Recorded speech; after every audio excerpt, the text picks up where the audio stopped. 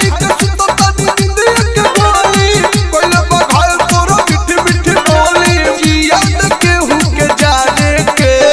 ए darling सुनो कि अरे 9 महीना में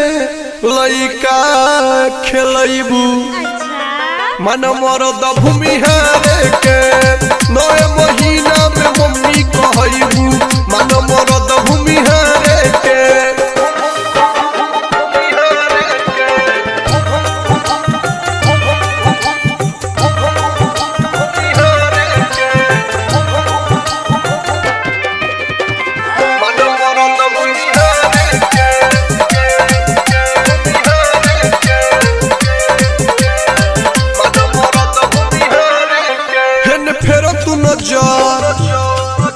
ले बानी सिकसर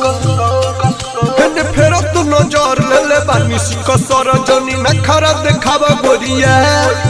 बानी के हुसन कम बात कहतानी हम जनी जिया ललचावा गोरिया मिली अफर नहीं एकर से सुपर हो जाई बुरत रत सब का से ऊपर बेच दे गेहूं के बखारे के डार्लिंग बात मानो कि अरे 9 महीना में लइका खेलैबू मन मरद भूमिहारे के 9 महीना में मम्मी कहैबू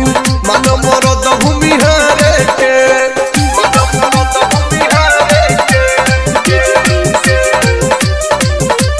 ललचा रिकॉर्डिंग स्टूडियो गोपालगंज बात मानी लो तू आज होगा जिंदगी भर आज बात मानी लो तू आज भोग जिंदगी भर आज जनी चिंता से गल गोरिया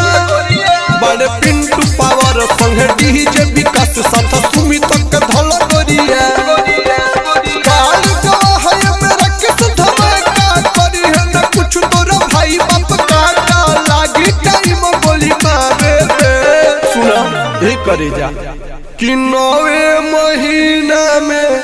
हरे माई कहैबू 9 महीना में माई कहैबू मन मरद भूमिहारे के 9 महीना में माई कहैबू मन मरद भूमिहारे के भूमिहार टोली है ये बबी।